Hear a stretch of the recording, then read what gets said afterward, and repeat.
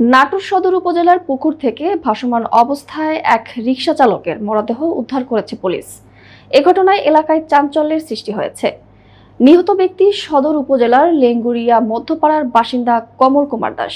আজ সকাল 8:30টার দিকে উপজেলার তেবাড়িয়া ইউনিয়নের জংলি এলাকার একটি পুকুরে স্থানীয়রা মরদেহটি ভাসতে দেখে পুলিশে খবর দেন। পরে নাটোর সদর থানা পুলিশ ঘটনাস্থলে পৌঁছে মরদেহ উদ্ধার করে। পুলিশ জানায়, শনিবার রাতে বাড়ি থেকে বের হওয়ার পর থেকেই কমল কুমার দাস নিখোঁজ ছিলেন। পরিবারের সদস্যরা রাতভর বিভিন্ন স্থানে খোঁজাখুঁজি করেও তার কোনো সন্ধান পাননি।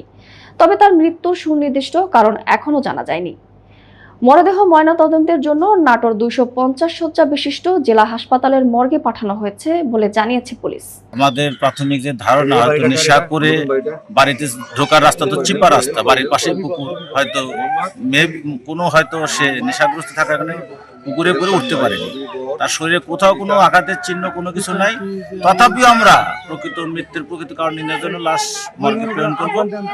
পোস্টমর্টম রিপোর্ট প্রাপ্তির পর আইনগত ব্যবস্থা করব।